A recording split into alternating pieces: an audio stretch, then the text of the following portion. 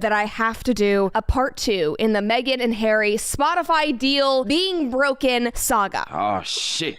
Here we go again. Last week, obviously, I covered the news that their $20 million multi-year deal had ended very early, which obviously means that Meghan's podcast Archetypes was being canceled. A Spotify executive calls Harry and Meghan grifters after podcast deal ends. And he said, quote, "I wish I had been involved in the Meghan and Harry leave Spotify negotiation, the grifters. That's the podcast we should have launched with them," Simmons says on his podcast. "I have got to get drunk one night and tell the story of the Zoom I had with Harry to try and help him with a podcast idea. It is one of my best stories.